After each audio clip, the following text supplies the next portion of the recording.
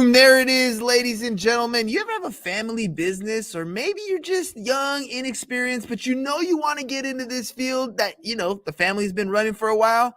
Well, if that sounds like you, then this episode is definitely one you're going to want to pay attention to. So let's jump into this one. Here we go.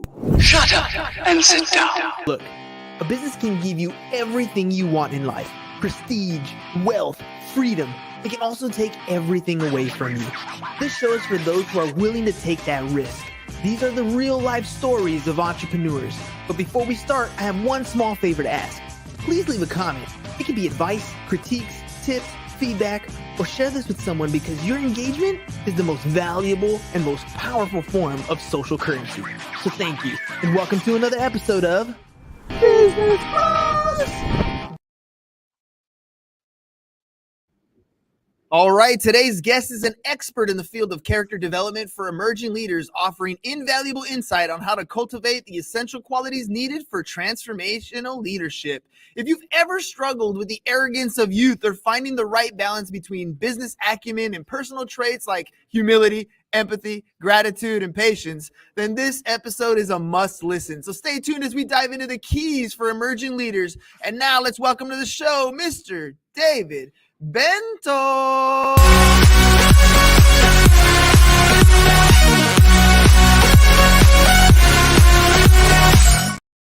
All right, David, we're doing it, man. Welcome to the program. Well, thank you very much. I just want to clarify for our audience, I don't know how to do any of this stuff. It's because I failed in all these things that you've talked about. That's why I'm here from the School of Hard Knocks. So looking forward to chatting. Oh, man. It's funny. I was literally having this conversation with students just a little while ago about how, I play music in my classroom. And so one of the things I asked at the beginning is, which decade do you want to listen to? And somebody said a joke. They're like, 30s, right? And then the question kind of came up. Do you think every generation thinks like, oh, that decade was horrible? I was like, yeah, of course we do. And the reason why we do is because of this wisdom fallacy that we have. We make mistakes as we grow up, and we want to impart our wisdom onto the next generation, but we kind of realize that, you know what, they don't always listen to what we say. They're going to make the same mistakes themselves. What do you think? Yeah. Well, I don't think we all have to make the same mistakes. We tend to do that. But the reason I wrote my most recent book is I want to try and help next gens. And I know you got 30 students there in the live audience. I want to help these folks to not have to make all the mistakes I made. So hopefully some of them will listen.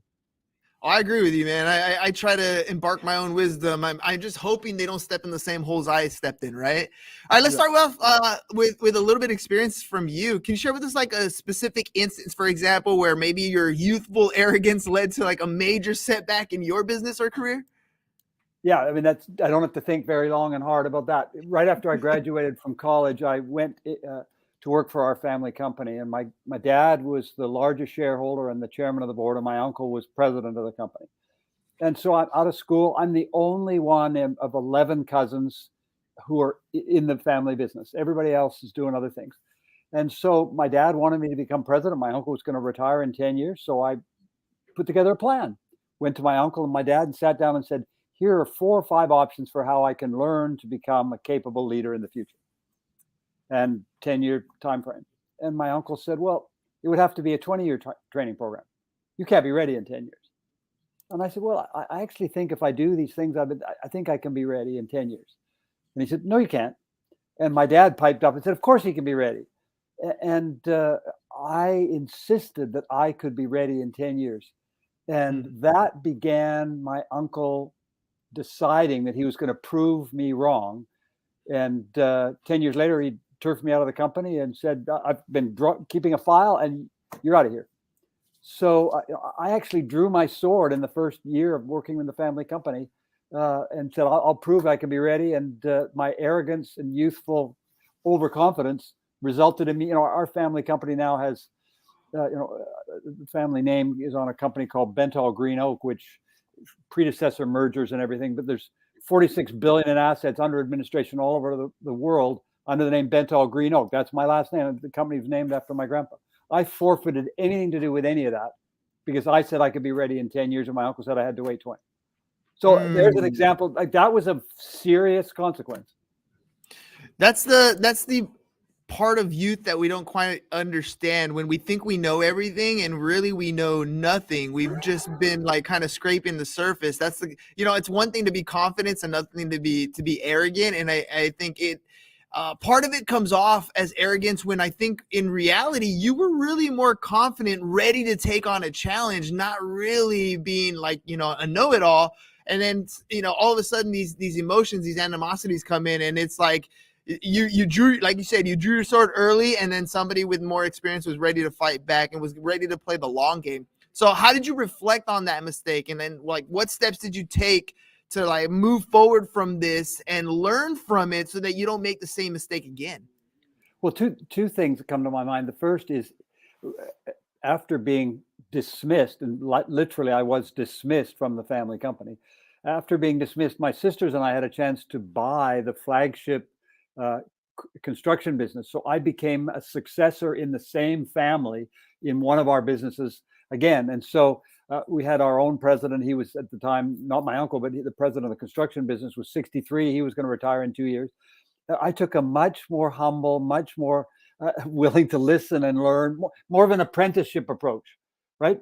I became an apprentice, and I was willing to listen and learn, because I recognized that coming out guns blazing had not worked. So that was a big change for me. And I think I would say I learned to listen to Mr. Myers, who was my mentor second time around. But the other thing on reflection over the years, going back to let's call it my altercation with my uncle, he said I had to wait 20 years. As I've thought about it, I've had 25 years to think about it. My uncle had to wait 30 years to become president, because my dad had been running the company. So he had to wait 30. I was only willing to wait 10. He said I should wait 20. As I've thought about it, I thought he was actually being really generous, saying that I could be ready 10 years faster than him. And what I realized is I completely lacked the empathy necessary to look at his perspective. My uncle was struggling with having to wait 30 years, and I lacked empathy. So those are two things I've been learning. One is to listen more. The other is to develop more empathy. Isn't it funny? I wonder, did you ever talk to your uncle after that and kind of, hash this out and kind of tell him exactly what you just said? Like, you were being actually generous with me and I didn't understand it at the time, but I know it now. Or did it kind of just have a fallout after that? It fell off pretty badly, but I did go to see him 3 separate times. The first 2 times I went to see my uncle and to apologize, frankly, to ask his forgiveness for, I remember the letter that I wrote him. I said I had become an insubordinate iconoclast. In other words, for me, nothing was sacred. I was running around the company, a bit like Don Quixote tilting at windmills. And I went and apologized to my uncle and asked him to forgive me. And to be honest, my uncle's passed away now. To be honest, it wasn't a wonderful, warm kumbaya moment. He said, well, I'm not interested in having a relationship with you, but thanks for coming in. But then I went to see him about 5 years later and apologized again, because I peeled the onion and realized yet even more ways I'd been unhelpful. So I apologized twice. And then the third time I went to meet with my uncle, it's quite funny. One of my friends said, have you forgiven your uncle? I said, what do you mean? He said, I went to ask him to forgive me. He said, no, have you forgiven him? He pointed me in the chest. He said, have you forgiven your uncle? Kind of torched your career. Have you forgiven him? And so I rehearsed that conversation. I thought, I'm going to go to see my uncle and say, I'm here to forgive you. You were a jerk. And I thought that probably not a very good start. So I went and met with my uncle. Of course, I didn't ask him. I didn't tell him I was there to forgive him. I just said, if there's a hatchet that needs to be buried between us, can we do that? And so he said, sure we can. But frankly, that for me was a gesture of me letting go of my bitterness towards him and seeking. So I've had 3 conversations with him around the topic of forgiveness, forgiving him and apologizing.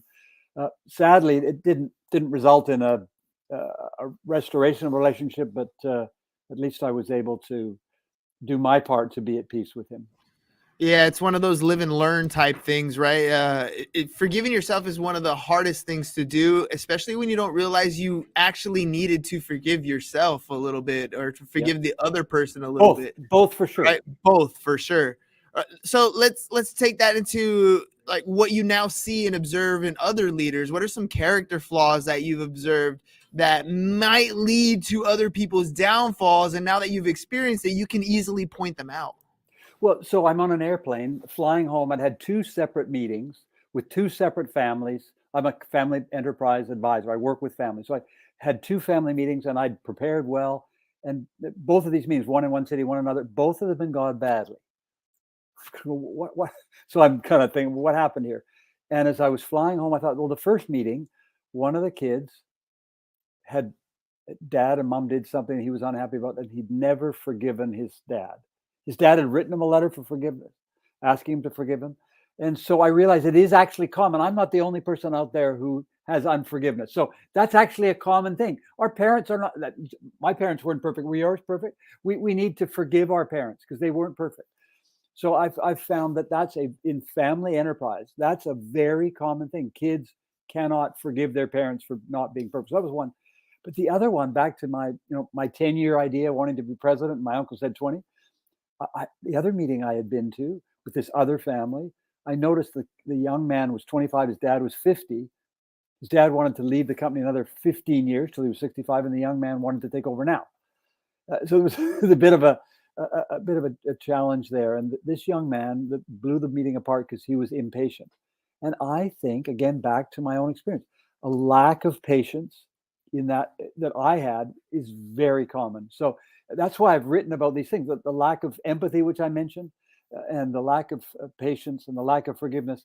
These are things that are really common for young men and women in family companies. And I'll just say one little footnote. We often talk to kids in the family business and they say, so when are you going to take over? That's actually a violent act, right? A takeover, like that's, in a government sense, that's a coup, right? Or in a business sense, a takeover, a hostile takeover is usually the phrase, right? When we talk about taking over the business, well, how different would it be if we say, when are you do you think you'll be ready to serve the company? Well, that's a completely different spin, right? Oh yeah, it's a totally different, and then it sets it up differently, right? Because like you said, when you were telling your story, you drew your sword early, and the words you use are the swords that you're fighting with. And I think the setup there and the intent there is a little bit different. The mindset gets changed a little bit. So how can emerging leaders, these young people who are going into their family businesses, how can they prioritize some of these character development, some of these things that they need to adjust? Maybe what role can like mentors play or role models play in helping develop these characters for these emerging leaders? I'm so glad you asked what role mentors can play. So if you see the bookshelf in the back, I'm a keen reader, and I'm a keen reader of biographies. And earlier in my career, I picked the wrong mentors. Winston Churchill, an amazing leader, but I wanted to be like him. You probably remember lots of things he said famously. But one of the things that perhaps most famous that he said was never, never, never give up. Well, that's a wonderful trait if you're going to war, but it's not very helpful if you're working with your uncle, right? I was never, never, never give up. It's got to be my way, right? That was not helpful. So I had the wrong mentor because I wasn't at war. I created a war. And then the other thing with Vince Lombardi, I watched the first Super Bowl when I was a 10-year-old kid. Vince Lombardi won the first 2 Super Bowls. The Super Bowl trophy is named after him. He was one of my heroes. And you may know, he said, winning is not the most important thing. It's the only thing. So that was my philosophy I brought to the family company. Winning was the most important thing. So if you got to never, never give up, winning is the most important thing. You can imagine how toxic I was in the family business environment. So what I've written about in my most recent book is the importance of choosing mentors who can help you, virtual mentors. So what I want to encourage our listeners to think about is who are on your virtual Hall of Fame list.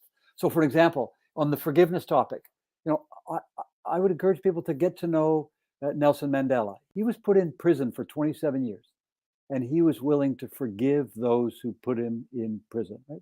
Huge difference, right?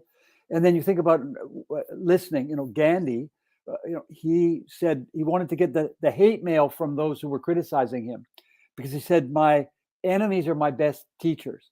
So we need to pick those kinds of mentors. So I would encourage people to choose their own personal Hall of Fame. Walt Disney's on my personal Hall of Fame list, as are Mandela, as are Einstein and and Gandhi. So I would encourage our listeners to think about who are on your virtual Hall of Fame, because they can be your mentors, and read them, get to know these people. Some of those characteristics, I mean, they didn't sound bad. When you talk about Winston Churchill, when you talk Right. about Lombardi, those are not necessarily bad traits. It's just Correct. where you're placing them in service that makes a difference. So how can things like humility or empathy or gratitude, maybe even patience, as you discussed, how can those serve leaders in their business endeavors, especially when you're talking about family business endeavors? Well, let's talk about, thank you for bringing up humility. Let's talk about that. So my virtual mentor regarding humility is Benjamin Franklin. Most people who are listening will know of Benjamin Franklin, but they probably won't know that in addition to being one of the founding fathers of the U.S., helping write the U.S. Constitution, and in addition to inventing electricity, he also invented bifocals. He started the U.S. Post Office. This guy was he was uber competent, right? And he had a little project that he was working on his own personal development program that he developed. And one of the things he decided he wanted to do was to cultivate humility. And that came about because one of his friends said, Ben, you're so full of yourself. You need to change. And so Benjamin Franklin looked in the mirror and said, okay, I'm going to try and work on that. And I was listening to his audiobook or his autobiography on an audiobook, and I had to replay it 3 times to make sure I heard him say, Benjamin Franklin said, and I quote, I decided to deny myself the privilege of ever disagreeing with anyone. I decided That's good. I decided to deny myself the privilege of ever disagreeing with anyone. That requires humility. So that's one of the things I've been working on, because God graced me with a good brain. I think I've got a good brain. That means that I think I know what we should do. So if you have an idea, I'm very willing to tell you why I think you're wrong. Benjamin Franklin encouraged me to deny myself the privilege of doing that. So that's been a huge help for me in every conversation I have.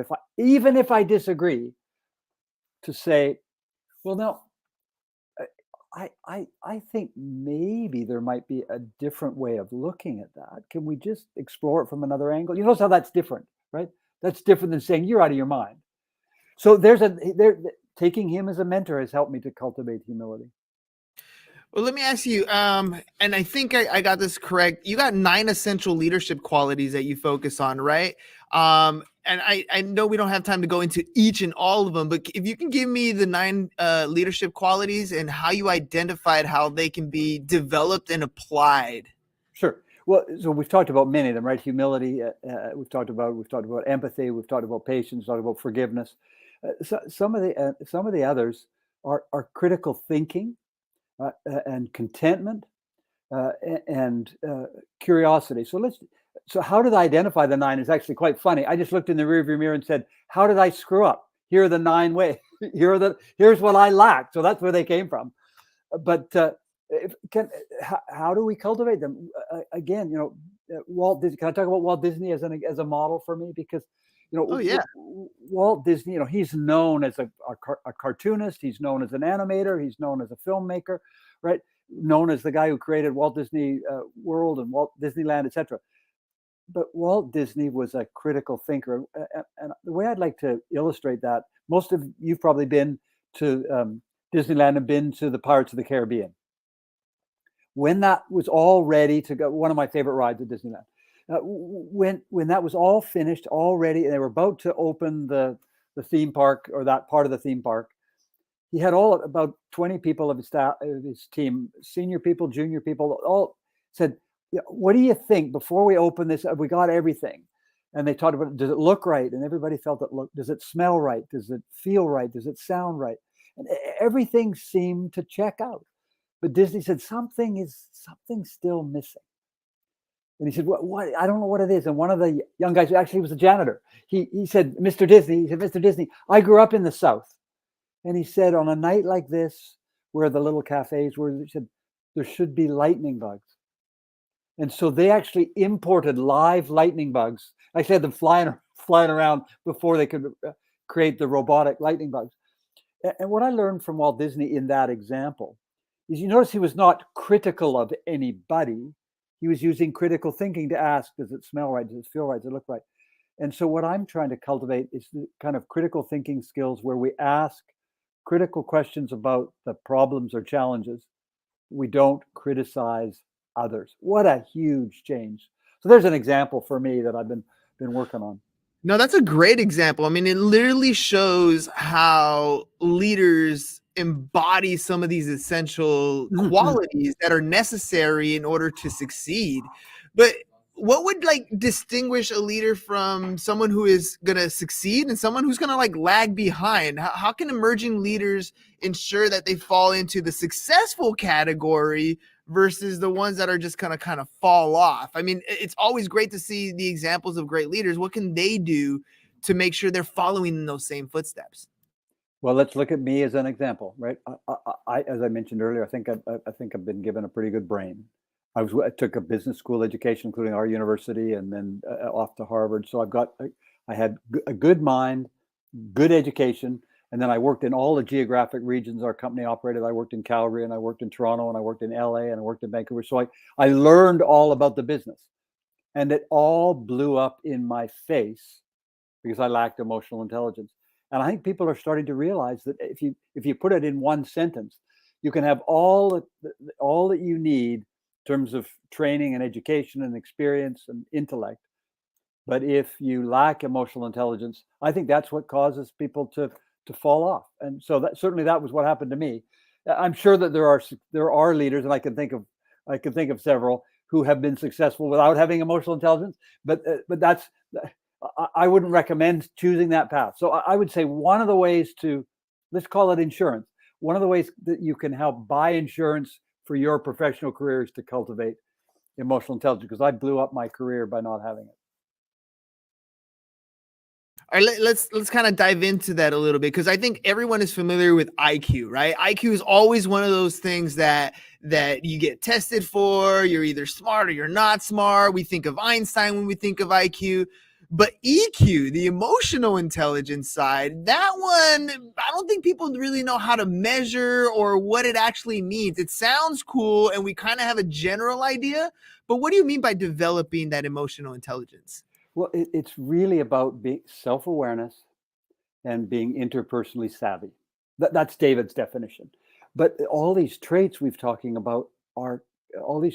talking about contribute to emotional intelligence. If I am empathetic towards you, if I'm willing to listen to you, if I'm willing to be patient and humble and forgiving in my relationship, all of these components require self awareness and interpersonal savvy. And so that's what I'm wanting to encourage our listeners to think about, because if we cultivate emotional intelligence, we become more like I was not aware that I lacked empathy. I was not aware that I lacked patience. I was not aware that I lacked humility. 25 years in hindsight, I realized, okay, I missed all those things. Right? So it begins with self-awareness, and then beginning to lead in relation to others rather than making it all about me. Into savvy in relation to others. Well, let me ask you, becoming self-aware, I think is probably one of the more difficult things to do. How can someone like be introspective and maybe after they have a setback like you had, what are some things they can do or some tools they can use to kind of learn and grow from those things, especially in the emotional space? Two things that come to mind immediately. The first is my first book I wrote was called The Company You Keep, and the power of friendships. I have two men who you might laugh at this. I actually signed a friendship covenant with these guys 35 years ago. We agreed to be friends, and one of them is a lawyer, so he wrote out what our friendship meant. But frankly, the goal there was he wanted to help me be a better parent, a better husband, a better leader, and vice versa. So one of the things we need to is surround ourselves with people, uh, men and women who we can trust, who will hold up a mirror. These two men, Bob and Carson are their names, they have agreed to hold up a mirror to me in my life and let me see. So to develop self-awareness, we actually often need other people. So that's one thing. The other thing we need to do is we need to become immersed in learning about the traits I've talked about. As I read about, let's go back to Benjamin Franklin, as I read about him denying himself the privilege of disagreeing with anybody, I was sort of going, oh, that's not me. I guess I'd like to be like this. So we can actually develop self-awareness by looking in the mirror We can develop self-awareness by looking at others and comparing ourselves. So those are the two main things. I like that. You have an attorney as a friend who's holding you accountable to you, right? Like That's telling right. you That's right. exactly That's exactly right. they're literally calling you out when you make a mistake, when you're trying to hide from your mistake or using it as an excuse. They got that mirror right in front of you telling you, hey, nah, man. And the other guy in our troika is a pastor, so I got it coming at both angles.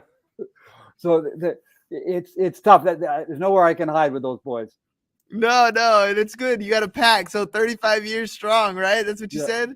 Yeah. That's good. That's good. All right. So what advice would you give to someone who's struggling with their own character development? They're young. It's kind of a problem at the beginning, so that they can have a journey on their own leadership path that's similar to yours without the hiccups, or as few of the hiccups as possible. Well, it's so great. You mentioned the word mentoring earlier, and we've talked about virtual mentors, but gosh, what a huge difference it's made in my life is to go to other folks. And I talked about Mr. Myers, who was president of our construction business. If we can ask others for feedback. So if you are a leader and you want to avoid the mistakes David made, one of the things you can do is have friends around you. One of the things you do, read about great leaders and learn from them. But the other thing is ask for feedback. Mr. Myers, who was the president of our company before I became president, then promoted me to be president. He became the chairman of the board. I had 11 vice presidents working for me. And twice a year, Mr. Myers would go and talk to all 11 of those vice presidents and say, what has David done wrong lately? And then he'd come to my office and he'd dump all the garbage on my desk and say, okay, here's the mess you've made in the last 6 months. We got to fix this. And, I actually think we need to ask for feedback, especially in family companies. Most people that I know work in a family company. Nobody gives the kids, dad or mom's child. Nobody gives feedback. So I think we need to seek feedback, ask people to tell us. And Dick Myers was so gracious to me and said, David, you've screwed up here. You screwed up there. You got to stop doing this. You got to stop doing that. And just can I give you one tiny example? He said, David, you're always in a hurry. And I thought, well, isn't that a good thing? He said, no, it's not a good thing. And I said, what's your problem? And he said, well, your secretary, you'll often say to her, or your assistant, you'll often say to her, please do, I'll say please, but please do this. But you never tell her why. So she has no fulfillment in her role. You say, go take this box over there. But if she knew that box was really important and why it was, she'd have meaning in her day. And if the box didn't get there, she'd know why it was important. So she'd make sure it got there. So he helped me to realize that I need to slow down enough to explain to people why they're doing what I'm asking. There's a tiny example of Mr. Myers teaching me to not just tell people what I needed, but tell them why. We all need feedback. I wouldn't have known that, right? Wow. Yeah, but that's also goes down to giving people purpose, right? I mean, yeah, they go into a job to get the paycheck, but there's more to it. The reason why people stay in the careers for a long time is because they're being fulfilled by by their job. There's something bigger that they're contributing to that kind of helps them along the way. And if you're a leader who's showing them this is the overall picture, not only will they do the work better, I think they oftentimes will find it to be more efficient because they know why this thing is happening. Has that been your experience? Absolutely right. Absolutely right. And I just want to pick up on this and double down on this mentoring thing. I actually don't reckon, it's a little secret, I'm just going to whisper, don't tell anybody you want them to be your mentor. Just go ask them for advice. Because most people are being freaked out with you. I want you to mentor me. Oh, I don't know how to mentor. I don't know how to do that. Most people I meet don't know how to mentor. But if you go to someone and say, hey, this is the problem I'm having, what would you recommend I do? People are always willing to help you solve problems. And if you go and then do what they suggested and it works out, then you go back to them and say, hey, remember last time we chatted? You gave me this advice. This is what happened. Now, my current problem is this one. Can you help me with that? And I know a guy who's been mentored for 25 years by a billionaire without ever asking the guy to mentor him. He just said, can we have lunch? Here's my problem. What would you recommend I do? And he did it and then called him and thanked him and said, here's what I've done. And then here's my next problem. Don't ask people to mentor you. Ask them for advice and then do what they say. That is probably one of the best pieces of advice I've ever heard, because you're absolutely right. That's the struggle, is you ask for somebody to do something specific, you put a label on it, and they freak out because they don't know how to actually do that job. But everybody will give you their 2 cents, right? And it's just Right. whose 2 cents you're taking that will make the biggest difference. David, man, it's flown by. You've literally shared a lot of information. Emotional intelligence is one of those categories that I think we need more and more of. And it's funny because on the one hand, you're like, you need to develop your emotional intelligence. On the other hand, it's also like you need somebody to tell you when you're doing wrong, and it might hurt your feelings a little bit. Even though it's in the emotion category, they're completely different. And you kind of laid out the difference between the two. So I want to thank you for doing that. Before we head out, I want to make sure that I give you the floor here. Any final thoughts? And if people want to work with you, how can they get a hold of you? Well, thank you very, very much. It's been fun. It did fly by. So my website's up there. If people want to reach out to me. One thing that I'm very excited about is during COVID, we developed a virtual coaching and mentoring program online for people who want to take it in 3-month increments. They can choose to learn about humility, curiosity, and listening over a 3-month period with virtual mentors and coaches. So if people are interested in doing that, I encourage them to reach out and just ask about emotional intelligence for successors, and we can share with people that. I'd be delighted to help anybody who's listening who would like to avoid the mistakes I've made. I'd be happy to share. So thank you very much for the opportunity. Of course, of course. I got a kind of a selfish question here.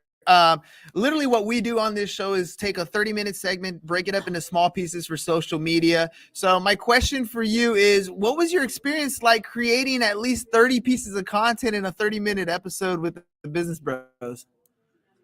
It's been awesome. You know, you bring high energy, which got me excited, and so it's been fun. And you helped me get right down. I was surprised. Right at the very beginning, you got me right into the heart of it within the first 30 seconds. So it's fun. You got to the point, and we covered a lot of stuff in 30 minutes. So thanks for including me. Of course, of course. Again, ladies and gentlemen, entrepreneurship comes with a lot of aspects. Sometimes you know what you're doing. Sometimes you're fortunate to have mentors in your family. And sometimes you're going to bump heads with the people that are closest to you. And you got to have and develop some of those emotional intelligence strategies to kind of work through the minutia and get yourself in a position to be successful ultimately. Because at the end of the day, oftentimes it's for your family and for your legacy. Yeah. And I know you want to do good, but coming at it from different angles might give you different results. And David literally laid out a good framework on how to help you navigate those complexities of family businesses. So one more time, his website, scrolling across the bottom, Next Step Advisor, right? It's nextstepadvisors.ca, nextstepadvisors.ca.